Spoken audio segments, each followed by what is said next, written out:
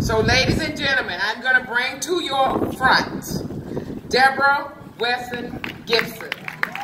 Oh, and that's another friend I gained already. We'll be meeting for lunch. Give her a hand.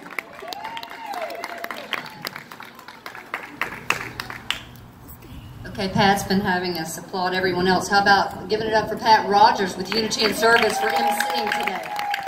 Thank you. Before I get started, I know time's limited. You guys have been patient, and I'm going to summarize what I'd like to say today. But I want to start with, instead of ending so I don't forget, a real special shout out for our sign language interpreters today. We have Jessica Reeling up at this moment. We have Sydney Vieva and Carmen Betts. Those ladies own a place in my heart, and that's a permanent situation. I had a whole bunch of stuff to say at the beginning. I'm cutting it right out because I'm not good with time limits. Have you met me, honey? Okay, so I'm 1963 too, Lisa. Just let me say, I don't know why you didn't get in the line about the wrinkles and stuff, so we're going to have to discuss later, okay? Just going to get back with you on that. Not feeling it, okay? I'm like, I must have gotten that line twice and let you have the pass. There's a lot I could say about how I came to be a Roy Moore silence breaker. I had already been a #MeToo girl. He did not sexually abuse me. He did have sexual misconduct toward me because any man who's a lawyer and the assistant DA whose office is located in the county courthouse and dates me when I'm 17 is already not having clear thinking. So let me just say that. Now, whether or not, oh yeah, that's a clap moment, no worries.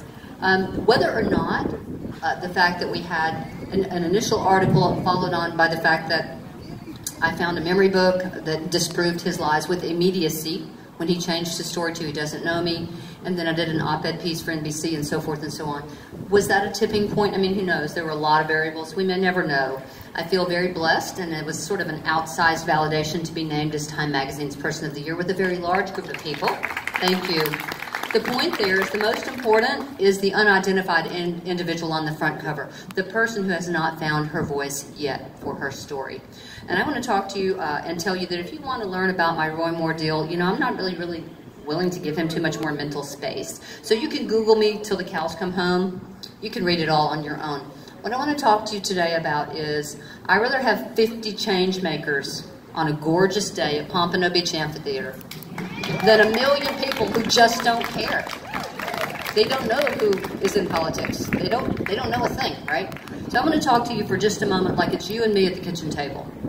Okay? So I want to know who it is that you want to be known as. If someone's talking about you and you walk in the back of the room and they don't see you, what are they saying? Are you happy with what you're hearing? You know the old adage, there's the dash between my birth year and my death year. What does the dash represent? So one of the ways that we find our voice is by using our voice. One of the ways that we find our power is by giving our power away. It sounds counterintuitive, but power is like a candle at a vigil. When you light the candle, and then you let your candle light the next person's candle, you don't get in the dark, you get in more light. I know that's a revelation, just call me Captain Obvious, I'm in, it's my personal superpower. Okay, that's what we're having today, superpowers. We're having a cultural title shift away from patriarchy. What does that look like? What do we do next? How do we take this 3rd and short down inside the 20? I want the points. I don't want a field goal. I want a touchdown. I'm from Alabama, honey. Football is everything. I've been in Palm Beach 32 years. But what are we doing to convert? What are we doing to take this moment in history? The action steps going forward include that you're always allowing yourself a little bit of time to serve someone else, make someone else's plight better. That's key. Another thing we're going to talk about briefly is holding space. What does that mean? We learn to hold space for someone else. And you could Google that. There are beautiful articles on Facebook. I didn't write them. I'm borrowing very good stuff here. Okay, holding space is a non-judgmental way to take a person on a different journey from you, okay, and be with them anyway to the best of your ability. I'll give you a quick example. I'm a privileged white woman in Palm Beach County, Florida.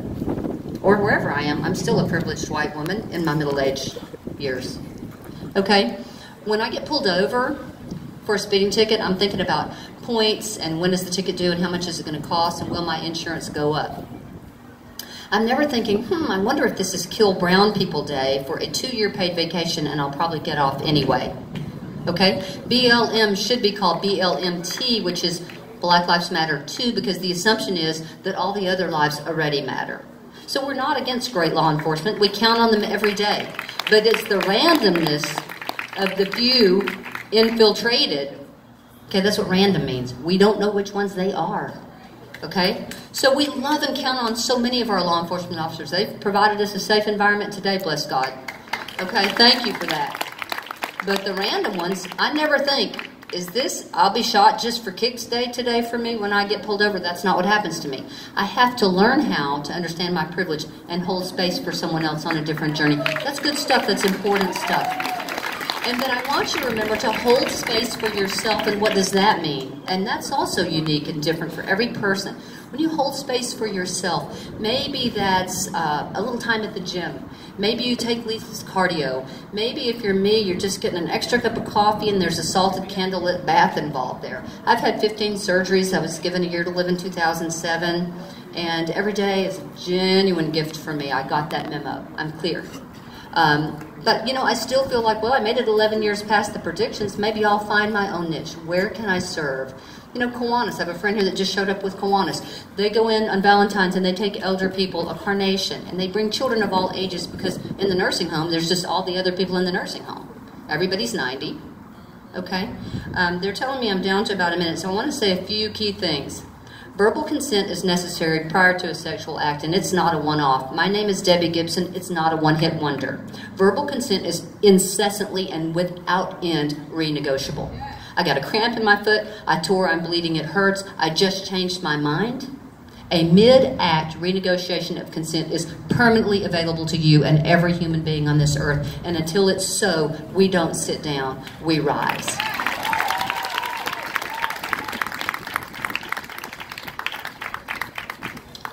I want to tell you to live with authenticity. Be you. You cannot do me. I cannot do you. You are perfect exactly as you are today and exactly as you are not. We don't need to beat men out on everything. We don't need to fire all the men. That's not what we are asking for. We're asking for equality, and not only for ourselves, but because women are thoughtful caregivers, we're asking the same for every oppressed and minority group, LGBTQ, people of color, second language users of all time, and particularly in my heart of the deaf and hard of hearing community I serve. That's called unconscious incompetence. We don't know what we don't know because deafness is completely invisible.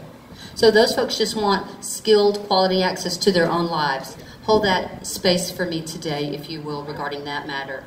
And the last thing I want to close with is, because I'm getting the 30-second sign in. Honey, I could talk for 30 days. If you want to get to know me, I'm very findable. LinkedIn, Google, Facebook, my company, Signs of Excellence, LLC. You can find me around.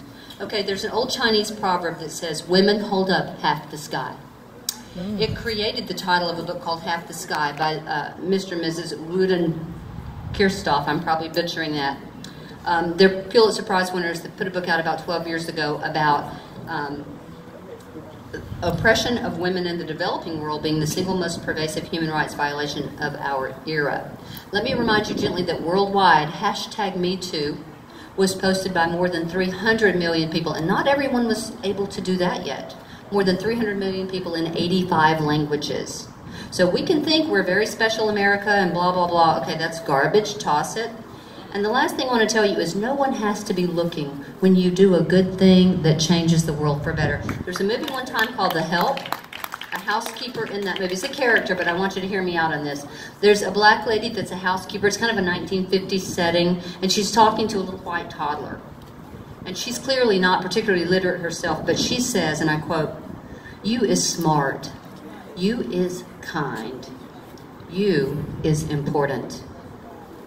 The housekeeper was all those things. And that was her power. And she gave it away to a little child. And it was a motion picture, so we were all watching it. But that scenario is real.